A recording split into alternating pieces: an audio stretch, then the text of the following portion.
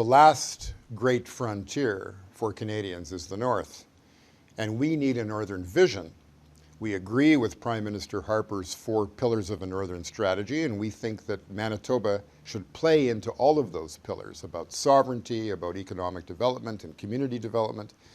And we think that the future of our province is going to be measured in part by how we develop the North, how we develop the Port of Churchill, how we encourage mining development in cooperation and partnership with First Nations, how we reach out beyond the 60th parallel to Nunavut and the mining explosion that's awaiting to occur in the Northern Territories. We think that Manitoba's future lies in the North, and there were many people at this conference who agreed.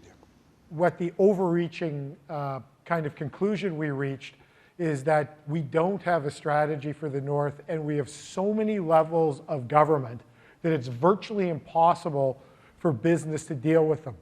The various First Nations bands in the North, there's approximately 20 of them. Then we have the tribal council groups, the Association of Manitoba Chiefs, and then the overriding organizations like MKO. And then you've got 3 levels of government with competing levels of jurisdiction.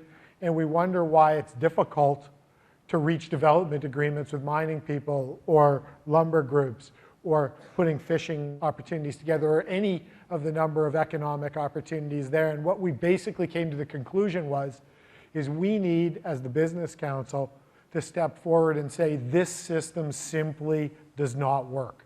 The context that puts that in perspective, I think, starts with remoteness. It's so far away, even though it's over 2/3 of our landmass.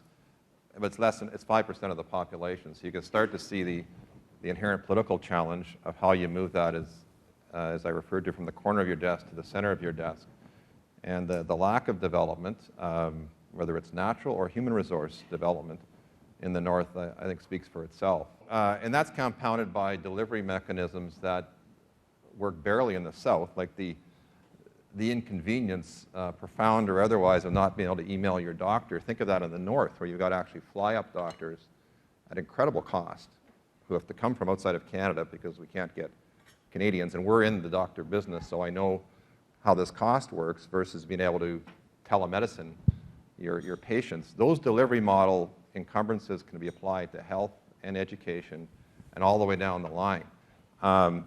What's the answer? Well, we think it could start with a governance model that is led more by Northerners who keep at the center of their plate.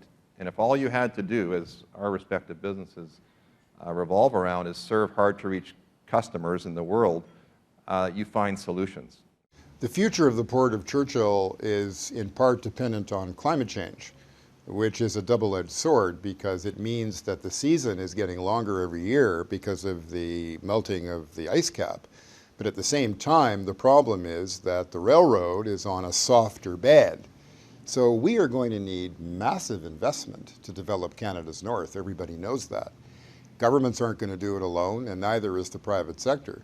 What we need is a national policy that understands the potential and the resources necessary to fulfill that potential. The Council developed a position on a Northern strategy several years ago that we will update because of the conversation at the May 9th conference, and we will work with the governments of Canada and Manitoba so that the Port of Churchill and the Hudson's Bay Railroad can be declared critical national infrastructure, and that we can begin to develop an education strategy for Aboriginals on reserve, particularly in the North, so that there's a relationship between industrial development and educating the workforce that's going to make that development possible.